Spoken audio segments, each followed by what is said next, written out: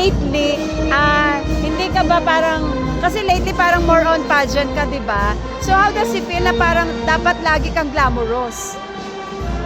Of course, as someone who's always in pageants, like mostly judging, I need to always be fabulous kasi I also serve as a role model, like not only like the outside physically, but also like based on personality, like not to be, hindi naman sobrang perfect.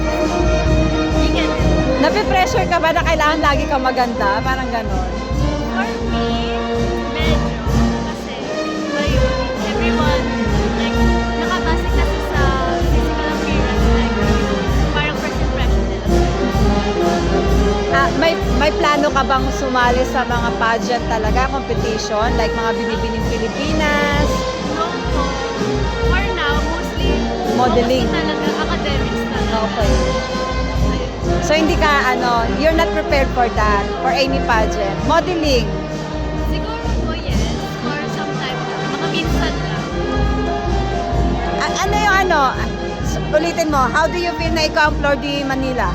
I'm very honored and happy. Also, privileged nga kasi hindi naman to like, minsan lang po ganito. And it's a big event. Like pinonta ka nila for this? Kasi di ba ang daming pageant, di ba? Ikaw napili. Yes po. So, what's your reaction with your outfit? Ang ganda. Parang sukat na sukat sa'yo. Yes po. Parang made for me talaga. Oo, ang ganda. Ang ganda. Sino ang designer mo? May designers actually, Manny Halas. Okay. So, after that, si Sole. Yes. Meron ka ng aside from this, meron ka na sa Liana Flores de Mayo? Yes po. Yung Flores de Mayo in Manila Hotel. Okay.